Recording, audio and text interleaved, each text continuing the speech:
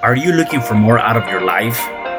Do you need ideas on how to start new businesses and how to move forward in your own personal life? Well, guess what? You have come to the right radio show. At You Can Overcome Anything podcast show, you will learn and hear from many people from all walks of life who are sharing their challenges, their stories, the habits, and the mind shifts they had to overcome to become who they are today. On top, you will get a chance to connect and see how you can overcome anything by networking and learning about your next move through this radio show. I present to you our great speakers at You Can Overcome Anything podcast show with your host, Cesar Espino.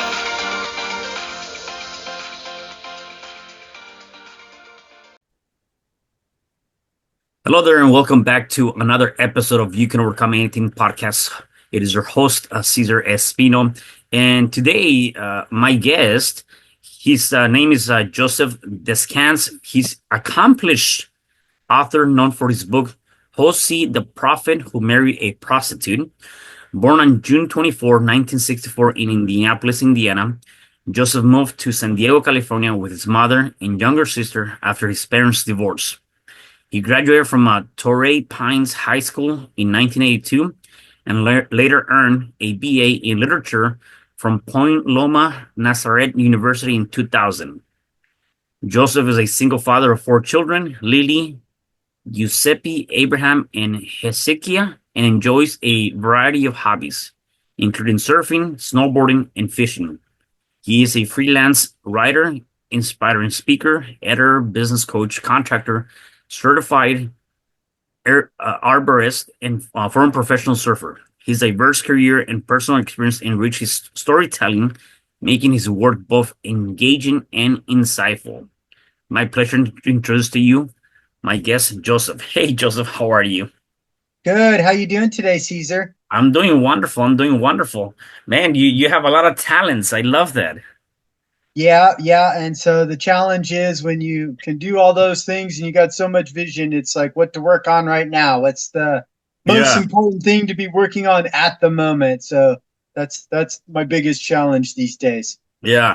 Well, I gotta tell you, I mean, I've been both in San Diego and both in Indianapolis, right? Indiana, and I Uh-huh. think definitely you know your mom chose the right place to be. So I think you would agree with me on that. um, but tell me, I mean, how old were you when you guys make that move? I believe I was 7 years old, Okay, somewhere. Yeah, 7 years old. I remember I'd been in school for a year or two, maybe, when we moved out. So I was pretty young, sevenish. got you. And you know, I think that regardless of your age, I think a lot of times when people move from a place like that, really literally across the country, right? That can be a bit of a challenge, right? Or sometimes just because different cultures and getting accustomed to different ways, getting new friends. Like, was it any of that for you a challenge, or you were good with it? Yeah, I was just a little kid, so I was along with the ride. I Yeah. know it was a challenge for my mom. We lived here in San Diego with her mother, my grandmother, a little bit, and then we moved in with my cousins, Mm, and so there was definitely challenges. And then she, went to school to get a good job, etc. She became a court reporter. So there's always, yeah, challenges. We moved a lot in those first few years before we came to a place of settling down. Yeah, and so yeah, so I've been in Indiana, and of course I've been in San Diego for a while. But it was funny, because sometimes my accent, I have a little bit of Midwestern accent that comes out, but yeah. mostly I'm Southern California. But I was just thinking about that, listening to your accent as you were introducing me Yeah. and your pronunciation of those names and stuff. So that was pretty cool. I was going, okay, this is fun. Yeah, no, for sure. Yeah, definitely.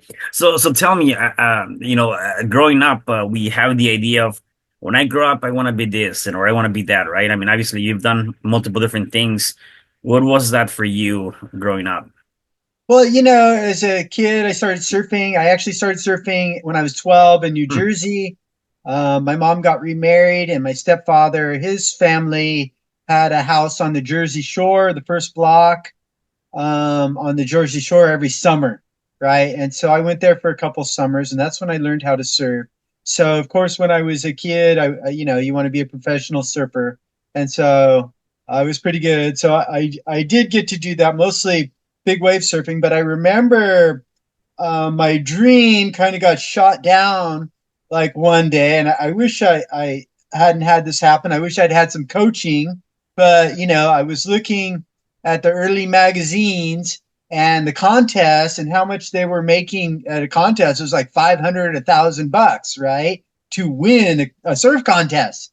And so I'm looking at the magazine and I see there's just a couple surf contests. And so this one of the very top pros in the world is making $1,000 on this contest. And I knew they didn't have sponsorship at that point. And so I like looked at that. I go, there's no money in this. You can't make a living at this, right? And so I kind of got shot down at that point as a legitimate job. And that's unfortunate because, of course, now people are making millions Yeah. as professional surfers. I think it's $1 million if you win the world tour, that alone. And then on Wow. top of that, all the sponsorship, et cetera, et cetera. So, I could have been right there in the front part of the emerging price tag there, for Yeah. money earnings. So I didn't apply myself as I think I should have. So that's one of the things where you kind of look back and go, oh, I should have tried harder. I wish I'd known better. Wish Right. I'd had a coach. Yeah. Really, a coach would have made the difference for me. So anyway, so as growing up as a kid, yes, as I got in my early teens, it was to be a professional surfer. So I did do that just on a lesser level than I think I could have done. Yeah. Well, I think that's huge. A lot of people do not get the opportunity to accomplish the things that they want to accomplish, and part of that is the idea of fear, and that's something you've faced through many years, right? And the fear of the unknown, or the fear of what if I fail, or what if I make it, right? That's one big thing that holds people back from accomplishing anything in life. So let's talk about that. Let's talk about your interpretation, or your idea of fear, or how did that show up for you in your life? Yeah, so I actually put together a speech on that, K2 lessons to overcome fear. And so we do, like, obviously I was a professional surfer for big wave surfing. So I surf waves over 40 feet. I Hmm. probably did that like a dozen or 15 days of over 40 feet. And so you're definitely dealing with fear, and I can get into that in just a moment here, but just generally fear is across the board in all things because I've frozen up on tests and other aspects of life. If you're going to ask a girl out, oh my Yeah. goodness, you're like sick. You're like, oh, it's terrible. But if you're ever going to connect and get married and do all those things, you're going to have to face that fear and overcome that fear and move on. And like I said, I've frozen up in tests too. It's just like you get to a question and it's like the end of the world, and you can't see the trees for the forest. And so when I'm helping people, I tutored when I got out of college. I tutored for a while, and so the biggest problem was for people, they look at the forest, and I know that's was my problem. But you can't do that. You have to look at the tree. You're taking the forest down one tree at a time. And so you have to deal with the one tree. And if you can't deal with the one tree, move on to the next tree, right? Because if you're just looking at the forest, you're going to be paralyzed, and so you can't move on. But big wave surfing, a lot of time, when you're paddling out on the 40-foot days. So like an average day, you don't sleep the night before. On the smaller days, I got to a point where I could sleep, but you're so lit up with adrenaline and just anticipation, you can't sleep. And so then you've got that going on. and then you get there. So the place where I went, where I got all my photo credits, was at an island off of Ensenada, Mexico. Mm. It's called Todos Santos Island. So basically, the waves are three times, give or take, whatever it is here in San Diego. So if Wow. it's 10 feet here, it's going to be 30 feet out there. Wow. Just because there's no continental shelf, it comes straight in out of the deep water and hits the reef. But on an average day, so it takes an hour and a half to drive there. On a good boat, it's 45 minutes out there. And so you've got that adrenaline going. And then it gets to a point, like on the bigger days, when you get out there, you're looking at it, and then it comes a point where you're actually going to paddle out. And that's when it really hits you. And just remembering one specific day, I was out there with, it was just me and Mike Parsons, and he's pretty famous, and a photographer who had a boat, Rob Brown. And so we got out there, and it was during the K2 Challenge, which was a competition, a photo competition, who could get it on film of catching and making, the biggest wave of the whole winter, Mm. right?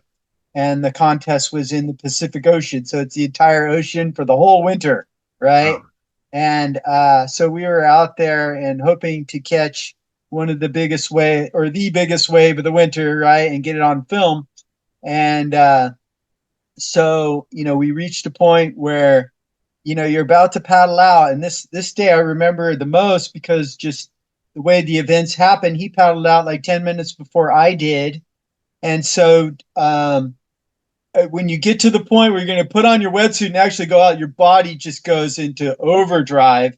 And so it's like you're buzzing, but you can't feel your fingertips, you can't Mm. feel your toes. Your heart is just pumping, the adrenaline's just pumping. And then you put on your wetsuit, you jump in the water and paddle over to where the waves are breaking. And on this, and after a little while, your fingers and toes come back to life. You can feel them; they stop buzzing, etc., etc. But it takes a little bit, like 20 minutes, half Mm. hour before the it kicks down a little bit.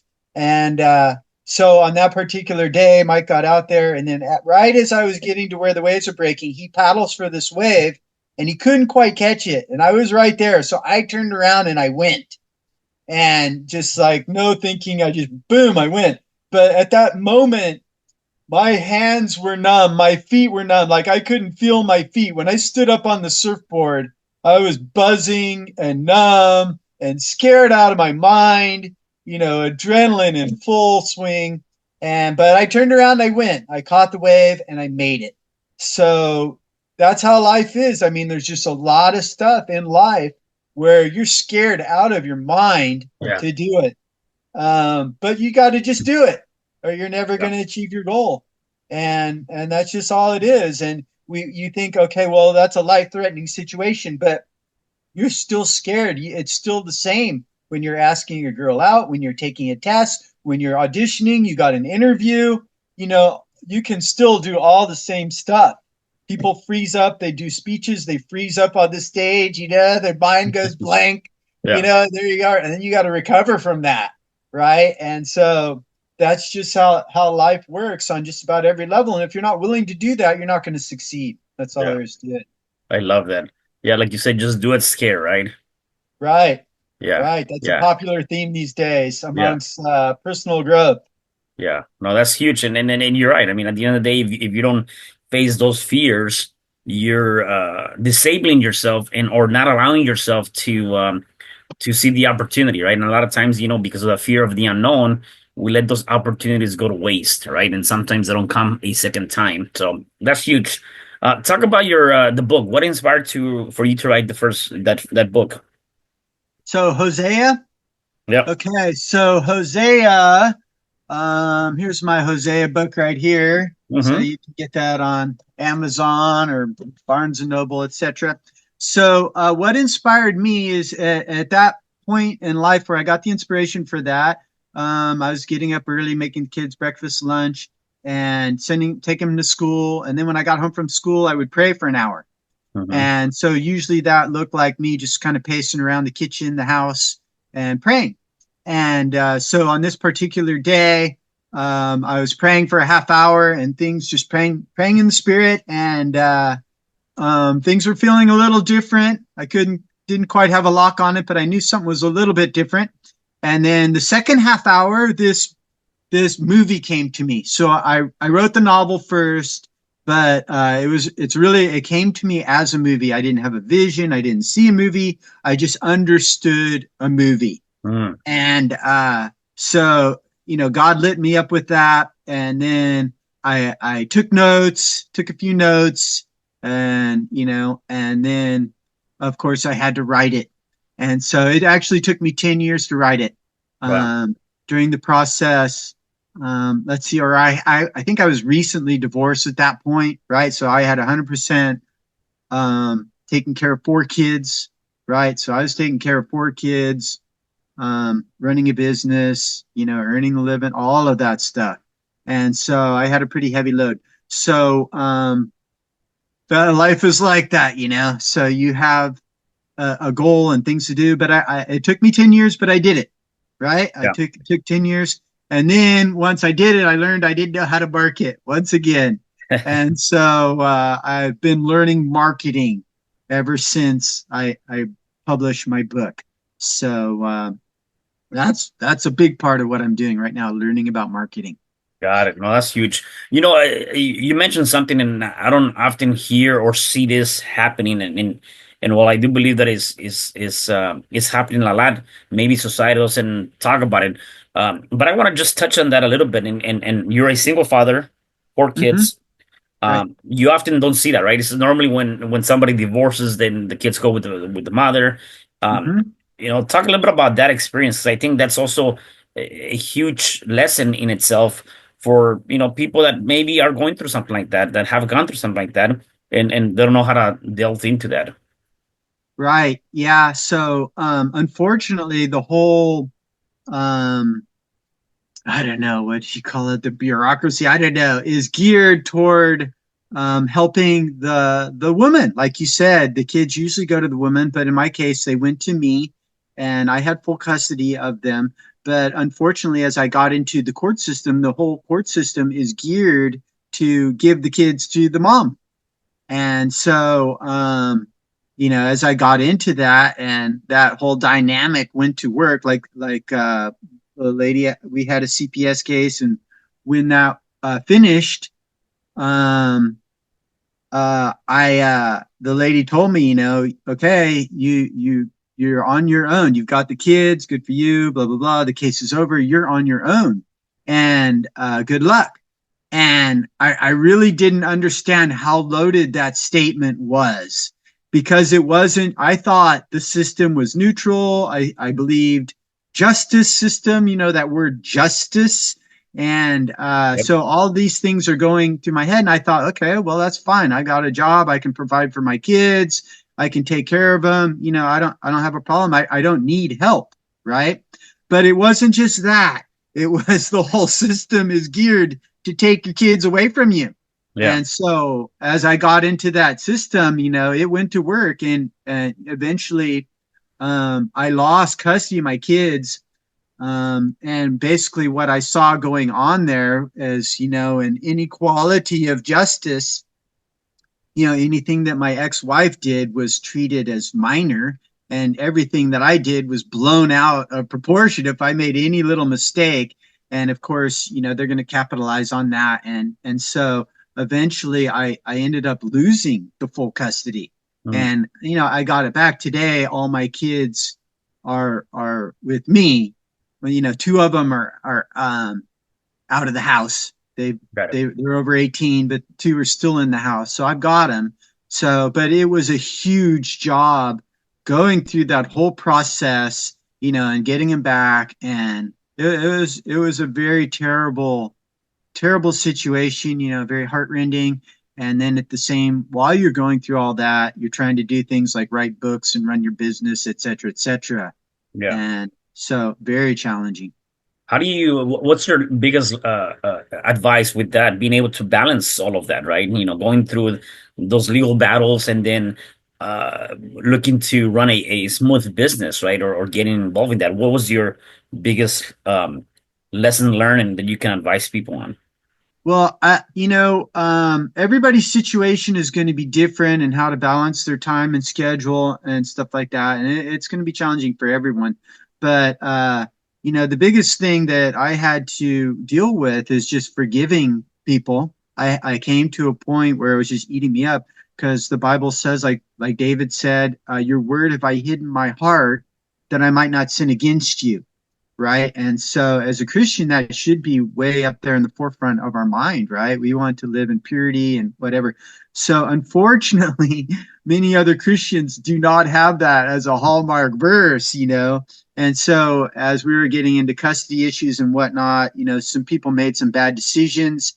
And so, you expect that from the world to be against you. But then, when you have people that are in the church and making a profession of faith, making really bad decisions that are working against you and your kids, that it was huge. And so I came to a point where it was just eating me up because, I just constantly had this conversation of all of the rules people were breaking, all the biblical stuff that they were doing against me and against my kids.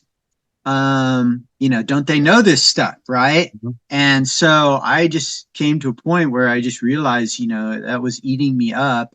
And so I had to forgive.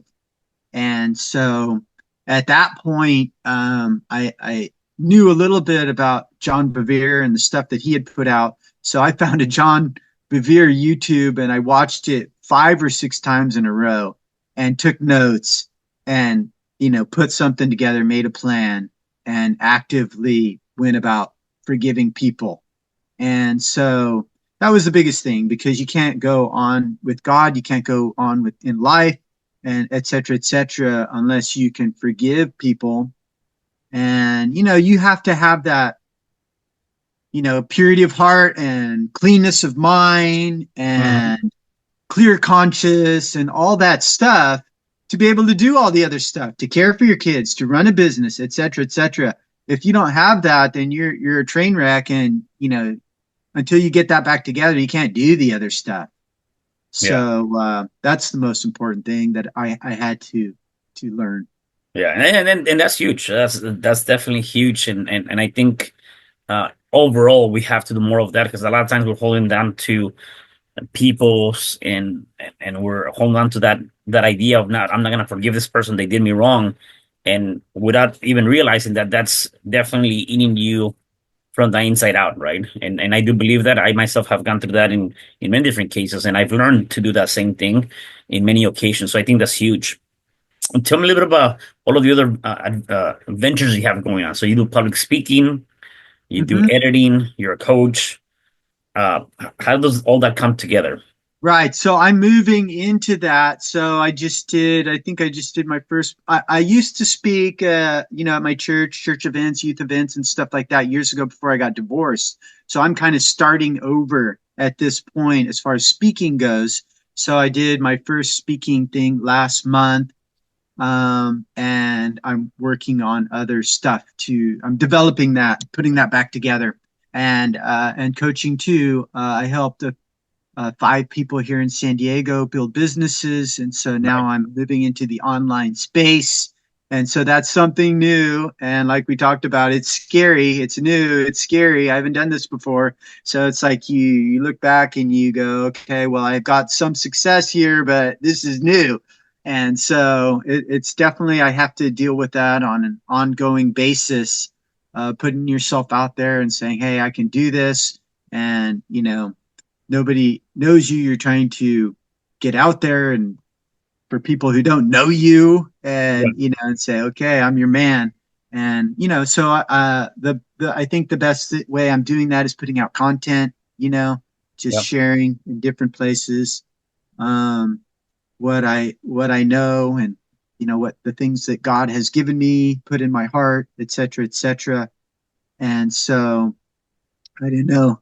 I may have lost track of your question there, No, no, no, but no. I was asking about, the things you have going on right now that you're doing. So that's perfectly fine. Got right. it. So, obviously you're getting yourself, out there and people to get to know about you. If people want to connect with you, find out more about the things you have going on, how do they get a hold of you? Yeah, so probably the best way is just to go to my website, www.josephdescans.com. So that's Josephdescans.com. So you'll probably have it in the text and all that stuff, but nevertheless, there it is. Yeah, for sure. So I think with everything you have going on, there's gotta be something that you do daily, right? A lot of people, Tony Robbins refers to them as rituals. Do you have any daily habits or anything that you do on a day-to-day basis to get you up and running? Yeah, usually my day starts at 4:30. I get up at 4:30 Early. because I have kids, Yeah, and once yeah, the kids get up, it's over. And so you have to have your quiet time with the Lord. You have to make that first. That's my priority. And so I get up, I make myself some mate. People drink coffee, tea. I drink mate. okay. So I make myself some mate, maybe clean up the kitchen a little bit, for a half hour. And then I spend an hour. My goal is to read 10 pages a day. That gets me through the Bible every 6 months in my Bible. And so I do that and I pray. And then I go on to whatever I'm doing. Some days are going, I still have a tree service. Some days I'm going out working on trees. Other days I'm doing Zoom calls like this and podcasts and, adding content, writing. Like last night, I was thinking about my next book and what I need the writing I need to do on that. So in the next, hopefully today or tomorrow, I'll be going into that book and adding some stuff. So Nice. yeah, so my days change. They kind of go back and forth from tree trimming and developing the speeching, coaching, writing stuff. Yeah. Well, what I like is that there's a little bit of discipline there, right? And again, waking up early, spending time, some quiet time with the Lord, things like that. And I think that that's a missing element, and part of one of the things I like to foster in this show is to showcase and show people that they have to, whatever that is for them, they got to create some sort of habits, daily habits that Mm-hmm. are going to help them move forward in life, right? Versus just Right. getting up, getting on your phone, or doing other things that really doesn't serve you immediately, right? Mm-hmm. Um, my last question for you is for the people that are watching this or listening to this, if they're going through any challenge, whatever challenge that might be, what is one thing you can say to them so they can start overcoming that challenge? Yeah, you need to give it to God and you need to find what God's word says about it because God answers his word. You pray his word, it's in there, and that's how you answer it. I just right off the top of my head, Daniel's an excellent example of that because they were in exile. He read his Bible. He said, "Hey, this is 70 years. 70 years is up. It's time." And so he started praying that and then he got the breakthrough. I'm sure there was other people praying too, but he's the example that we have set forth in the Bible. And so that's our model. And that's what we do. So you need to seek God and believe he's going to do it. The reason why people don't pray and read their Bible is because they don't believe God's going to be active in their life. Yeah. And so once you get that reality, then you set that time apart and then he can do things for you Yeah. like he did with my book. It was my habit to get up and I pray. At that time in life, I was doing it after I dropped off the kids at school. This At this point, I do it early, but because I had that time set apart and I did it and I was there, boom, something happened. God gave me a breakthrough. And so, if you want those breakthroughs in God, you have to seek Him. Awesome. I love that. I love that. Well, Joseph, again, thank you for being here. Really enjoy our morning talk and really appreciate you being on the show. Any last minute words before I let you go? Happy New Year and make your plan. I'm working on my plan today for the next year and also making long-term plans. So put that together. That's what we were talking about today and set those goals and go for it. Yeah, I love that. Again, thank you again for being here, and I really appreciate you. And for the rest of you guys, thank you for listening to this show. Do me a favor, please make sure that you guys share this because definitely somebody needs to hear it. And I will see you guys in the next podcast show. Thank you. Hi, I'm Cesar Espino, real estate investor, business coach, and consultant, and author of the book, You Can Overcome Anything Even When the World Says No. My number is 424-501-6046. In my book, I talk about making the necessary changes to shift your mind for prosperity and certainty. Pick up your copy at Amazon. I also love helping families with their real estate and can purchase your house fast and all cash. Follow me on Instagram, Facebook, and LinkedIn. My number is 424-501-6046. Thank you for having me today. I am so glad you've tuned into this podcast. You can find me at your favorite podcast platform where you can like, subscribe, comment, and share. And to learn more about myself, my services, you can find me at www.cesarrespino.com, or you can also find me at your social media. Thanks for joining me, and I am looking forward to having you at the next episode. And know you truly can overcome anything.